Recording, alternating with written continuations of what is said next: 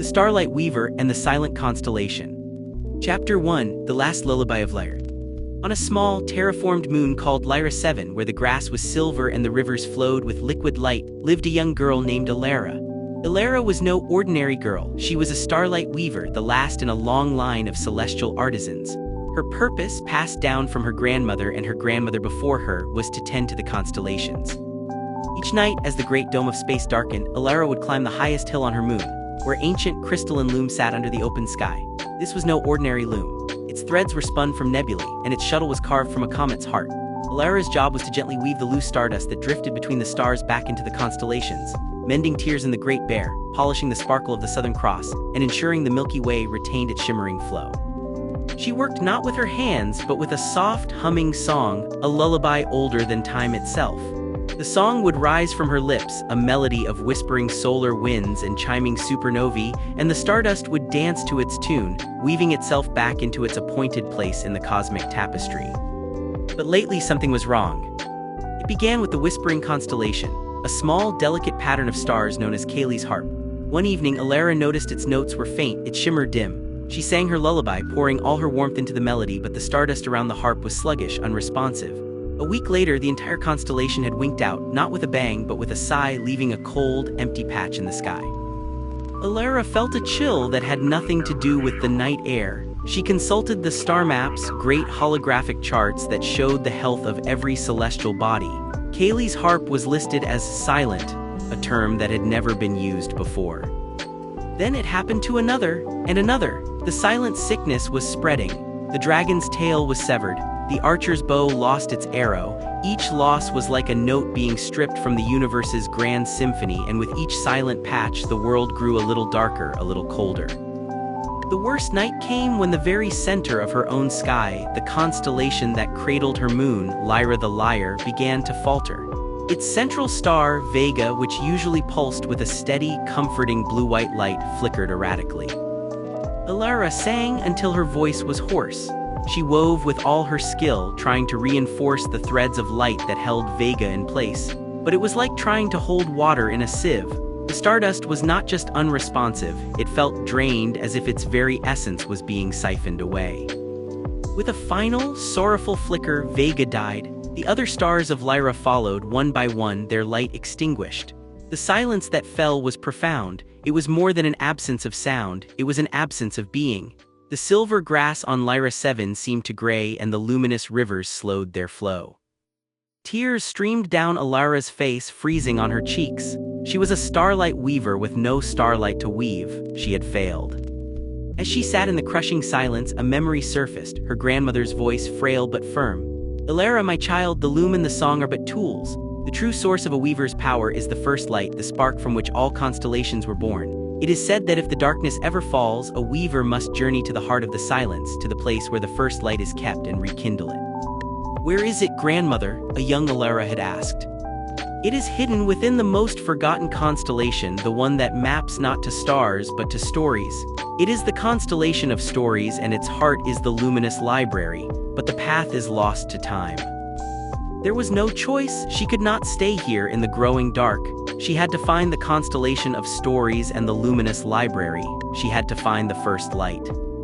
Packing a small satchel with a vial of eternal starlight for guidance, a pouch of moon manna for sustenance, and her most precious possession, a single, perfect string from her loom that hummed with a faint, residual melody, Elara went to the moon's only spaceport. It was a quiet, sad place. The few other inhabitants of Lyra 7, the Luminids, who drew their energy from the starlight, were listless and pale. Their once bright forms were dim. They watched her with large, sorrowful eyes as she approached a rundown old starship docked at the edge of the port. It was called the Star Skiff, a relic from a time when people traveled between moons for trade and joy. The ship's owner, a grizzled, cynical old man named Orion, was polishing a rusty hull plate. Orion was a former cosmic cartographer who had mapped the spiral arms of galaxies but had retired in bitterness after his own home world was swallowed by a nebula he had failed to predict. "Orion," Elara said, her voice trembling slightly, "I need your ship." He didn't look up. "The skiff hasn't flown in a decade, girl, and space isn't for joyrides anymore. It's getting dark out there." "I know," Elara replied, her voice gaining strength. That's why I have to go. The constellations are going silent. Lyra is gone. I have to find the constellation of stories and the luminous library. Orion finally stopped his polishing and looked at her, his eyes old and tired. The constellation of stories? That's a myth, a fairy tale for weavers. It doesn't exist on any of my charts. It has to, Elara insisted, holding out her humming string. My grandmother spoke of it. This string, it remembers the old songs. It can lead us. Orion sighed, a long, weary sound. He looked at the dark patch in the sky where Lyra used to be, then at the determined fire in Elara's eyes. He saw the same stubborn hope he'd once possessed long ago. It irritated him, but it also sparked a tiny, forgotten ember in his own heart. Fine, he grumbled, throwing his rag down, but you're in charge of the singing, and we're not calling it a quest, it's a fool's errand. And so, with a sputter and a cough, the Star Skiff lifted off from the silent moon, its engines painting a faint, hopeful streak of gold against the deepening blackness. Elara watched her home shrink away, a gray pearl in a sea of extinguished jewels, and clutched her humming string tightly. Their journey into the vast, silent dark had begun. Chapter 2: The Nebula of Forgotten Dreams. The Star Skiff was not a fast ship, nor a quiet one. Its engines groaned like a tired giant, and its hull plates rattled with every minor space dust collision. Inside, it smelled of old wiring, ozone, and Orion's bitter coffee. For 3 cycles, they traveled through a void that was unnervingly empty. The familiar star lanes were dark.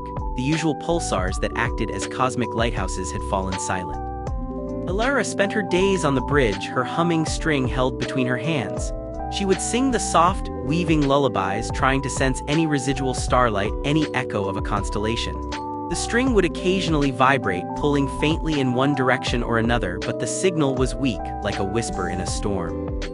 Orion, meanwhile, grumbled over his outdated star charts. According to this, we should be passing through the Sapphire sector. See, right there should be the blue giant Solaris Major. He pointed at the main viewport. Outside was only an impenetrable blackness. Nothing, it's just gone.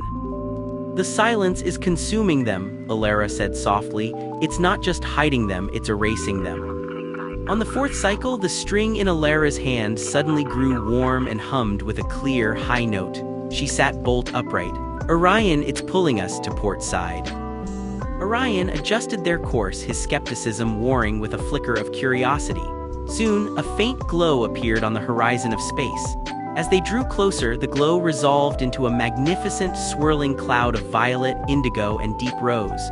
It was a nebula, vast and beautiful, but there was something strange about it. The Veil Nebula, Orion murmured, his cartographer's instincts kicking in. But it's different. It's not giving off the usual radiation signatures, it's reading as pure potential energy, unformed. They guided the Star Skiff to the nebula's edge. Up close, it was even more breathtaking.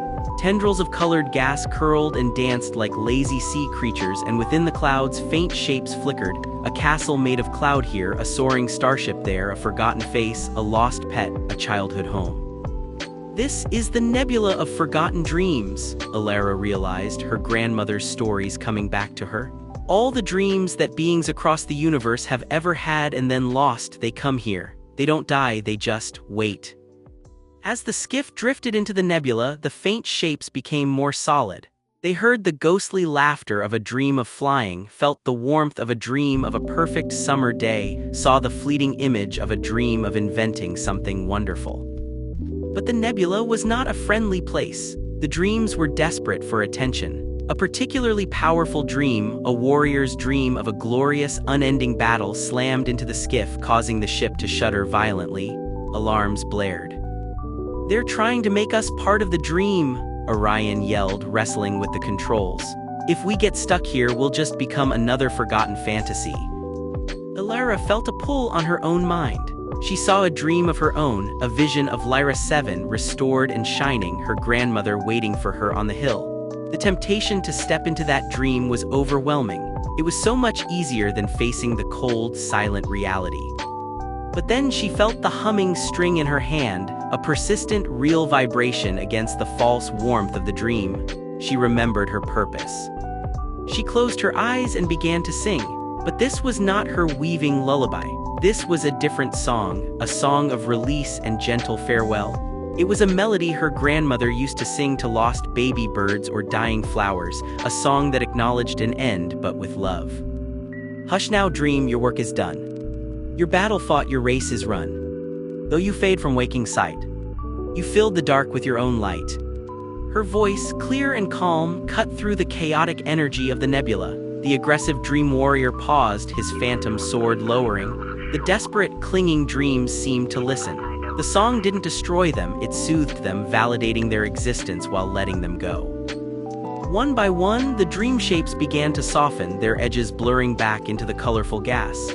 They stopped pressing against the ship, instead flowing around it in a peaceful, swirling dance. The path ahead cleared. Orion looked at Elara, his cynical mask slipped for a moment, revealing genuine awe. How did you do that? You can't fight a dream with force, Elara said, her voice tired but steady. You can only thank it for its time and let it sleep. They sailed through the rest of the nebula in a silent, beautiful procession. As they reached the far side, Elara saw one last dream form beside the ship, a small, happy dream of a man charting a new, undiscovered star. It was Orion's own forgotten dream. The dream man smiled at Orion, tipped his phantom cap, and then dissolved back into the rose-colored gas. Orion didn't speak for a long time. He just stared at the space where the dream had been, his hands tight on the controls. When he finally did speak, his voice was rough. The string, which way now? Elara looked down. The string was pulling strongly, humming a new, determined note. They had passed the first test. The real journey was just beginning. Chapter 3: The Rust Belt of the Giants. Emerging from the ethereal beauty of the nebula, the silence of space felt heavier, more oppressive. The brief respite was over. Elara's string now pulled them towards a sector marked on Orion's charts as a graveyard. The Rust Belt of the Giants, Orion announced, his voice back to its usual grumble, though it lacked its former bite. It's a junkyard, a ring of planetary debris and derelict ships left over from a war that no one even remembers the name of. It's a dangerous place, full of scavengers and other things. As they approached, the viewport revealed a staggering sight. A massive, tangled ring of metal and rock stretched as far as they could see. There were the husks of colossal battleships, their hulls pierced and scarred. There were the broken skeletons of space stations, their docking arms dangling like broken limbs. And woven amongst them were the shattered remains of planets, great chunks of crust and core, now just cold, dead rocks. It was a monument to silence, a testament to endings. The string is leading us in there, Orion asked, incredulous. Elara nodded, her throat dry. The hum of the string was insistent, pointing directly into the heart of the metallic graveyard. Orion guided the Star Skiff carefully through the maze of wreckage. It was like flying through a canyon of ghosts. They passed the bridge of a once-proud flagship, its viewports dark and empty. They drifted over the carcass of a planet where the faint outlines of cities could still be seen on its fractured surface. Suddenly, a proximity alarm blared. A small, quick ship, cobbled together from scrap metal and armed with crude laser cutters, darted out from behind a ruined freighter. It fired a warning shot across their bow. Scavengers, Orion hissed, slamming his hand on the evasive maneuver's thruster. The skiff lurched to the side, narrowly avoiding a jagged piece of hull plating. The scavenger ship was faster and more agile. It harried them, herding them deeper into the graveyard towards a massive, hollowed-out planetoid that served as its nest. Communication channels crackled open. "It'll skiff," a garbled, synthetic voice rasped. "Power down, surrender your vessel, we are hungry for parts, hungry for power." Orion tried to reason. "We have nothing you want, we're just passing through." "All who pass through belong to the Rust Belt," the voice screeched. "You are scrap like the rest." Elara watched, her heart pounding. They were being cornered. She thought of her songs, but what lullaby could soothe a being made of hunger and rust? Then, she noticed something. The scavenger ship, for all its menace, moved in a jerky, desperate way. Its welds were messy, its engines spat unstable plasma. It wasn't a predator, it was a starving creature, clinging to survival in this place of death. "Orion, don't fight it," Elara said suddenly. "Listen to its voice, it's not angry, it's lonely, it's afraid." Orion shot her a look. "It's about to carve us up for dinner." "Just trust me," she pleaded. She closed her eyes, ignoring the blaring alarms, and reached for a new song. This one was not a lullaby of sleep or release, but a song of remembrance, a song of what was. She began to sing, her voice weaving through the chaos of the cockpit. She sang of forges and fire, of the birth of starships in gleaming docks. She sang of proud voyages through asteroid fields, of the hum of a healthy engine, of the warmth of a crew's companionship. She sang of the glory that these ships and worlds had once known before they were broken and forgotten. Her song echoed through the comms channel. The screeching from the scavenger ship stopped. The aggressive pursuit slowed. The little scrap ship pulled alongside them, matching their speed, its weapon ports still open but no longer glowing. A different voice came over the comm, quieter, less synthetic, and filled with a deep, ancient sorrow. Who sings the song of before? I am Elara, a Starlight Weaver. We mean you no harm. We are seeking the constellation of stories. There was a long silence, broken only by the static of the void. Then the scavenger ship turned and a small, flickering hologram appeared on the skiff's viewport. It was the image of a being, but one that was integrated with its ship, a cyborg, its organic parts withered, its mechanical eyes glowing with a faint, sad light.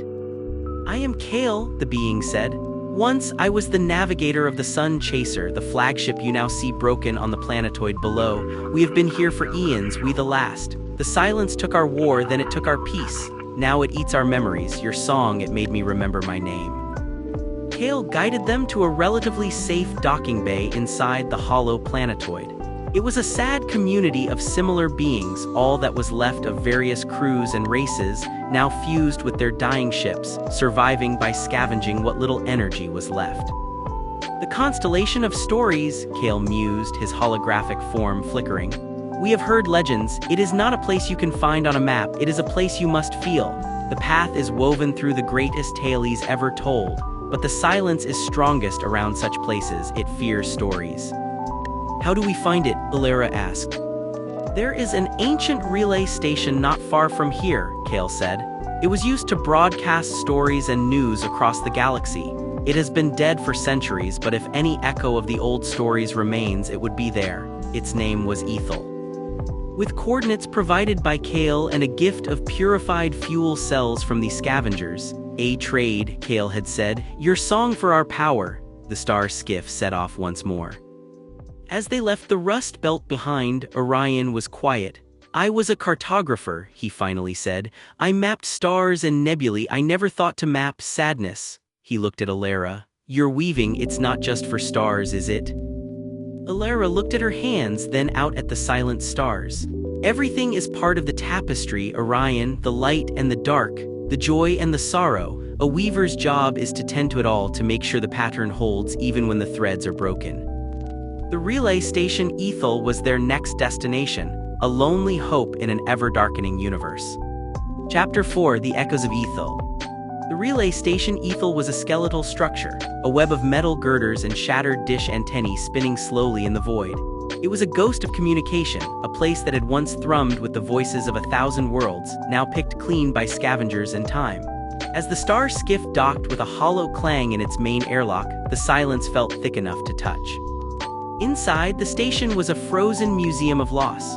Dust-covered control panels lined the walls, their screens dark. Hallways stretched into darkness, littered with the debris of a hurried abandonment. A child's drawing of a three-sun system, a data slate with a half-finished love letter, a broken mug that once held coffee.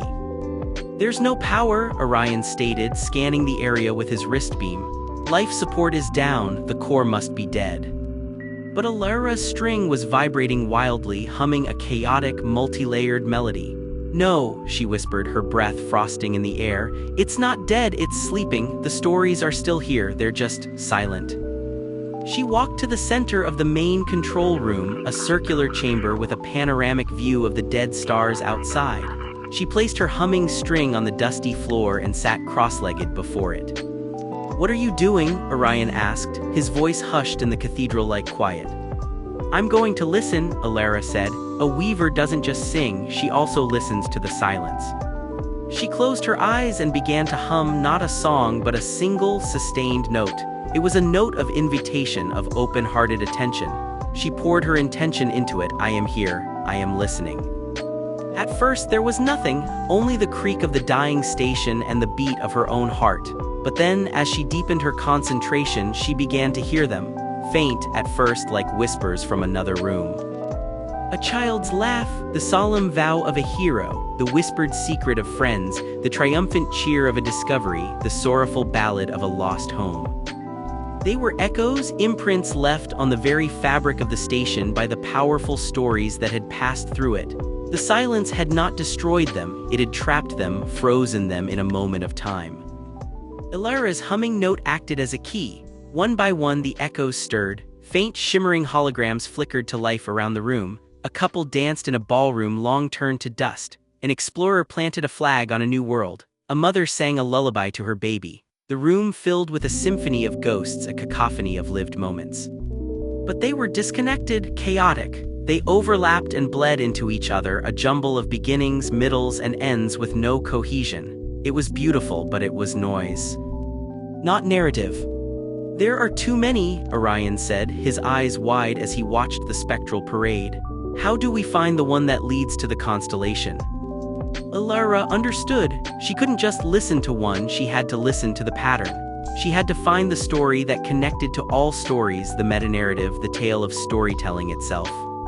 She shifted her hum, weaving it into the melody of her grandmother's oldest song, the song of the first story. It was a simple melody about the first being who ever looked up at the stars and saw not just points of light but a picture, a meaning. As the ancient melody filled the room, the chaotic echoes began to change. They didn't fade, instead, they started to orient themselves around her. The laughter of the child became the joy of discovery in the explorer's tale. The hero's vow gave strength to the mother's lullaby. The lost home's ballad gave depth to the couple's dance. They were weaving themselves together. A single, stronger echo began to emerge from the tapestry. It was the image of an old, wizened being with kind eyes sitting by a fire made of starlight. It was the first storyteller. The hologram looked directly at Elara and spoke, its voice a composite of all the voices in the room. "The path is not a line on a map," the echo said. "It is a resonance, follow the harmony. The luminous library lies where the greatest story of courage is being written even now. Look for the star that refuses to go silent." The image of the storyteller pointed a translucent finger towards the viewport, towards a specific dark patch of sky. "The Corona Galena sector," Orion breathed, translating the pointing finger into coordinates. "But that's the sector where the silence first began. It's the darkest part of the galaxy." The echo of the storyteller nodded. "The greatest light is often found in the deepest dark. The librarian is there and he is in peril. His story is the key. Follow the one brave star." With those words, the echoes faded, their energy spent. The control room was dark and silent once more, but Elara and Orion were filled with a new, grim purpose. They had their direction. As they boarded the Star Skiff, Orion input the new coordinates. "The heart of the silence," he muttered. Of course, it was never going to be easy. Elara clutched her string, which now hummed with a clear, sharp, and slightly fearful note. They were no longer wandering. They were heading straight for the source of the darkness, towards a single, brave star shining alone in the void and the mysterious librarian who held the key to everything. Chapter 5: The Fading Heart of Corvus. The journey to the Corona Galena sector was like sailing into a black ocean. The stars, which had been thinning, now vanished completely. The Star Skiff sensors could detect nothing, no planets, no comets, not even the faint background radiation of the universe.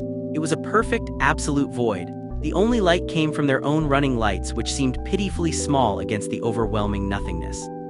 The silence was no longer an absence of sound, it was a physical pressure on the ship, a weight on their souls.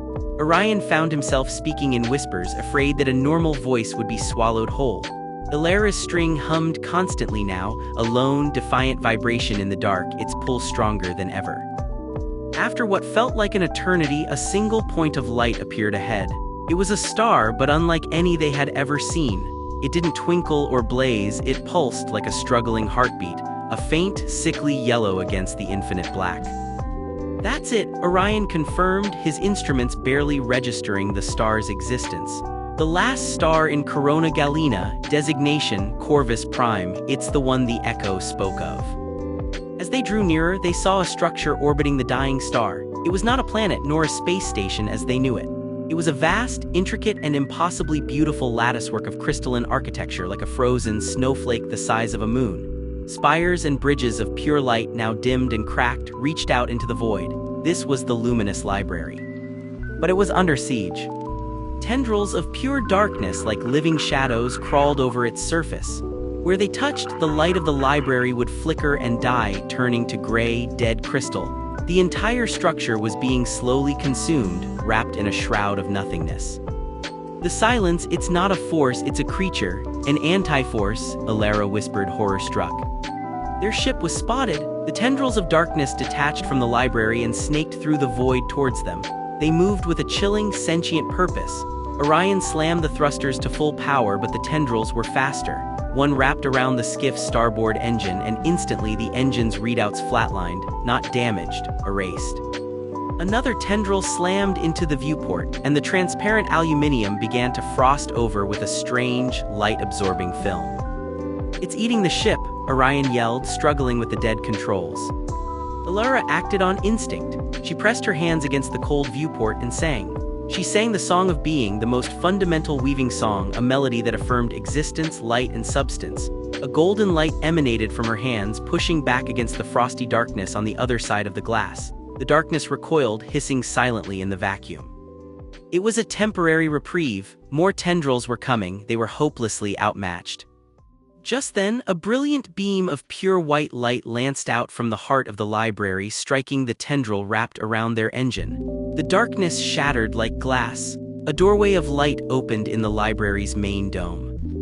"A path," Orion shouted, regaining partial control. He guided the crippled skiff through the opening, which sealed behind them instantly.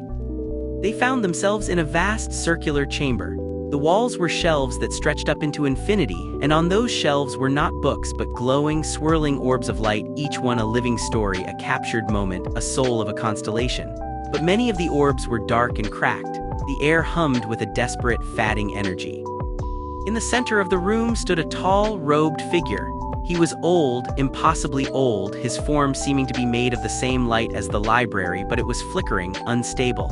In his hands he held a staff from which the beam of light that had saved them had emanated. This was the librarian. "You are the Weaver," he said, his voice echoing with the weight of millennia. "I have held the line for so long, but my strength fails. The void, the great silence, it feeds on stories, it consumes meaning itself." "The first light," Elara said, rushing towards him. "Where is it? We need to rekindle it." The librarian's form flickered violently. He gestured with his staff to a pedestal in the very center of the room. On it sat a simple, unadorned lamp. But its flame was guttering, a tiny, weak spark no bigger than an ember. This was the first light, the source of all imagination, all narrative, all constellation. "I am its guardian," the librarian said, his voice growing faint. "But my story is tied to it. As the void attacks the light, it attacks me. I am the last story of this place. When I fade, the light goes out and the void wins." As he spoke, the entire library shuddered. The dark tendrils had found their way in, seeping through cracks in the crystal walls. They slithered across the floor, draining the light from the shelves, extinguishing story orbs one by one. "We have to do something," Orion said, firing his own low-powered laser at a tendril. It had no effect. The darkness simply absorbed the light. Elara looked from the dying librarian to the dying first light to the advancing void. She had her songs, but they were for weaving, for mending. This was a battle. How do you fight nothingness? And then she understood, you don't fight it with a weapon, you fight it with a story. "Orion," she called out, "tell me a story." Orion stared at her as if she'd gone mad. "What now?" "Yes, any story, the story of how you became a cartographer, the story of your first ship, it doesn't matter, just tell it." The librarian, understanding dawning in his fatting eyes, nodded weakly. "Yes, a new story, it gives me strength." As a tendril of darkness reached for the pedestal of the first light, Orion, flustered and afraid, began to speak. I was a boy on a mining colony. The sky was always full of smog. You couldn't see the stars, but one night there was a power failure and the smog cleared and I saw them. The Milky Way. It was the most beautiful thing I had ever seen.